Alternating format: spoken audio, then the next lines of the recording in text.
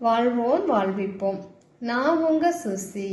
இறைவன் ஞானவெளி மெய்பிரான் ஞானசித்தர் அவர்கள் உலக மக்கள் அன்பாக, அமைதியாக, ஒற்றுமையாக, பகையின்றி வாழ அருளிய கொடைதான் ஞானபோதனை. இந்த ஞானபோதனை புத்தகத்திலிருந்து நாம் இன்றைக்கு பார்க்கக்கூடிய தலைப்பு வாய்மை வெல்லும். உண்மையை நேசித்து வாய்மையோடு வாழ வேண்டும். அவ்வாறு வாழ்ந்தால் ஊரும் உலகும் உன்னை புகழும். பொய் பேசுதல் கூடாது. அவ்வாறு பொய் பேசும்போது அந்த சூழ்நிலைக்கு சுகம் தந்தாலும் எல்லா நேரங்களிலும் அது கை கொடுக்காது. சில நேரங்களில் இந்த பொய் நம் உயிரை மாய்க்கச் செய்யும் விஷமாக கூட மாறும். அதனால் பொய்யை தவிர்த்து உண்மையை நேசித்து வாழ பழக வேண்டும். வாழ்வோம் வாழ்விப்போம். வாய்மை வெல்லும். வாய்மை வெல்லும், வாய்மையே வெல்லும். வாய் தவறி விழும் வார்த்தையே வாழ்வையே கொல்லும்.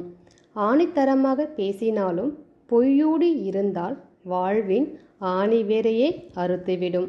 நல்லார் உறவு தருவதும் கற்றார் கண்டு களி கொள்வதும் வாய் நின்று தரும் வாய்மையாலே. சொல்லும் நேரத்தில் சுகந்தந்தாலும் எல்லா நேரத்திலும் கை கொடுக்காது பொய்மை. அறியாதவரை மதிப்பர். பொய்யுரைத்தது வெளிப்பட்டால் போதும் உறவென்று கை குவிப்பர்.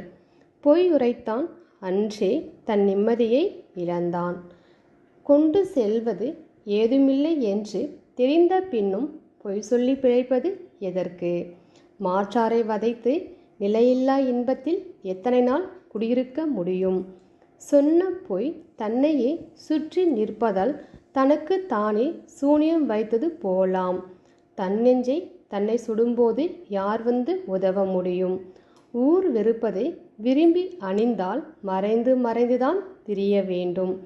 பொய்யும் உன்னை நல்லோர் மத்தியில் இருந்து மறைந்து வாழவே வைக்கும். உலகம் உன்னை நம்பும் போது உனக்கு ஏன் இந்த துரோக குணம்? நல்லவன் என்று பெயரெடுக்க நாளாகும். ஆனால் பொய்யன் என்று உலகம் உன்னை உதாசீனப்படுத்த ஒரு நொடி ஒரு சொல் ஒரே பொய்.